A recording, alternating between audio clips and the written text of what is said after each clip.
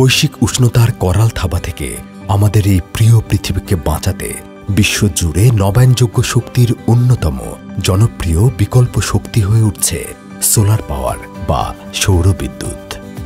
Germany, চীন এবং মার্কিন যুক্তরাষ্ট্রের মতো দেশগুলো সৌর বিদ্যুৎ উৎপাদনে নেতৃত্ব দিচ্ছে।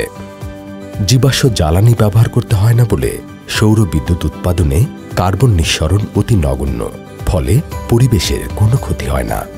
বাংলাদেশ কার্বন নিঃসরণ কমাতে বিশেষ গুরুত্ব দিয়েছে।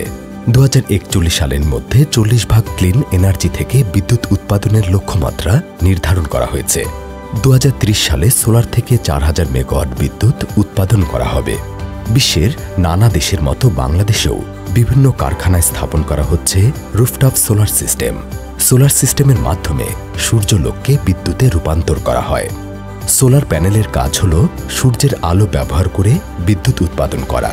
এজন্য প্যানেলে রাখা হয় অনেক ফটোভোল্টাইক সেল।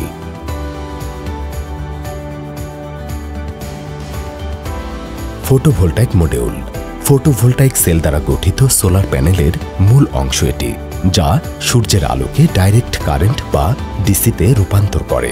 মাউন্টিং সিস্টেম এর মাধ্যমে প্যানেলসমূহ ছাদে এমনভাবে স্থাপন করা হয় যেন সর্বাধিক সূর্যালোক গ্রহণ করতে পারে এবং ঝড় বৃষ্টি দমকা হওয়া থেকে প্যানেলকে রক্ষা করতে পারে। মনিটরিং সিস্টেম সৌর প্যানেলের কার্যকারিতা তদারকি করে এবং বিদ্যুৎ উৎপাদনের তথ্য সরবরাহ করে।